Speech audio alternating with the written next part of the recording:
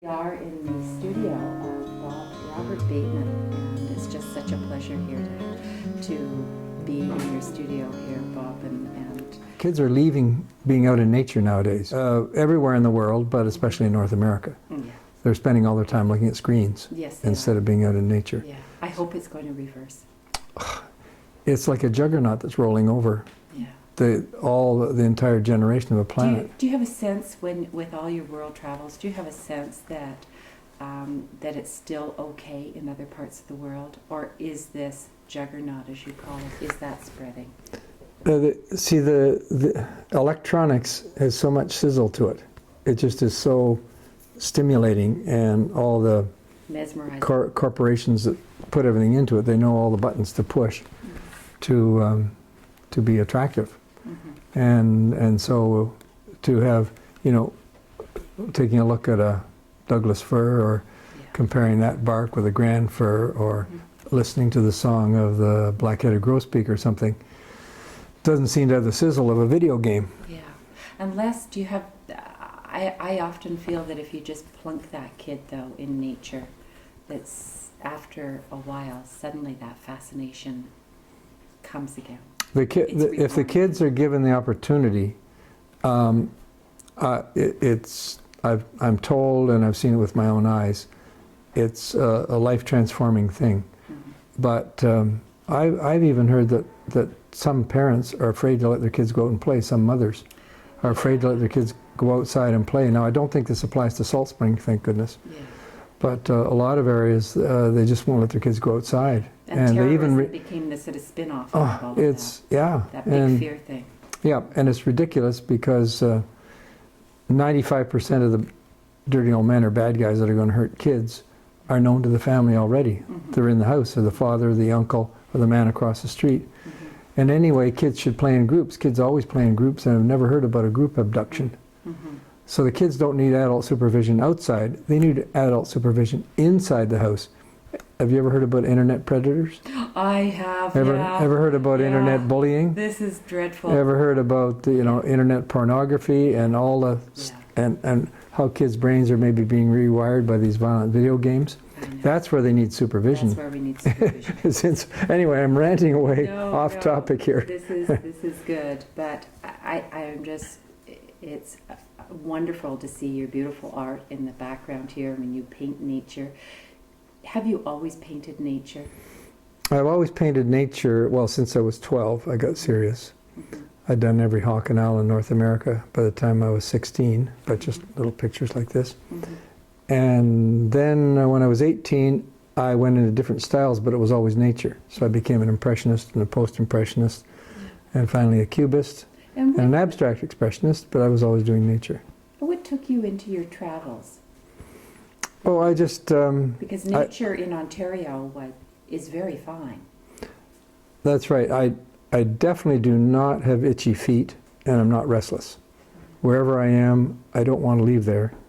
But I get seduced by opportunities to go other places. And I did the usual. When I graduated from university, I went and toured around Europe, and I found it was just fabulous.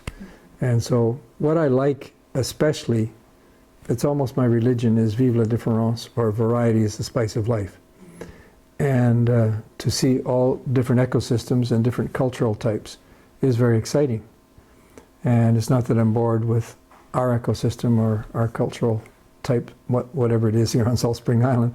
Salt Spring Island I describe as, it used to be anyway, when we first came here in '85, a cross between Old English eccentrics and superannuated hippies.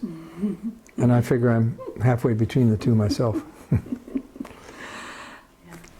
So I traveled around Europe, then I went down a camping trip all the way through Mexico to the Guatemala border with my brother, and in the 50s, and went around the world in a Land Rover with Bristol Foster, who was the guy who was responsible really for me being on Salt Spring Island. Oh, that's a story. He's my oldest buddy. Mm-hmm. I've got one older buddy, but he's one of my two oldest buddies. And we, of course, lived with each other this whole year going around the world. And it took a year to do that. Yeah. Well, 14 months, because I was a high school teacher and we had a 2-month holiday also I could spend. So that really wet my whistle for the planet.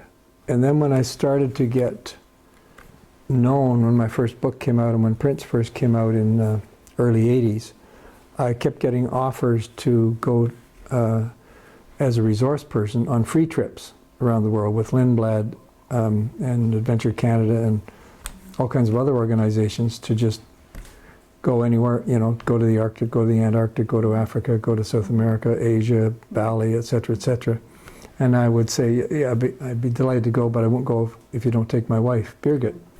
And so Birgit and I have had this magic carpet, and now we're saying no way more often than we say yes to these requests, because you can't do everything and travel all the time, and it's carbon footprint and all that stuff. So. Yeah. So you're home here a lot more on Salt Spring. Well, it hasn't worked out that way. I'd like to be home here a lot more, if only I had a double life. I happen to think that those of us who are alive right now in the first decade of the 21st century are the luckiest, especially in Canada and especially in British Columbia and especially on Salt Spring Island, are the luckiest people who have ever lived in the history of the planet.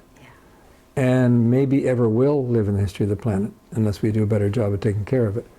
But right now, we should just be going around oozing gratitude for everything, for the fantastic nature that's out there, that's bringing us the oxygen and bringing us all the food and all that kind of thing. And it's still fantastic. I'm not a doom and gloom type, and so I really feel that we are incredibly fortunate. I also feel we should be a bit noblesse oblige, that we should try to help out others who are, less fortunate, and try to make sure it's a good future for the grandchildren. And I think Salt Spring Island is a nucleus for this kind of thinking. It's very progressive. It's interesting, this word progress, but Salt Spring Island is very progressive in its thinking. Meaning that we're against that old, well, you can't stop progress type of thing that expects to destroy everything and industrialize everything.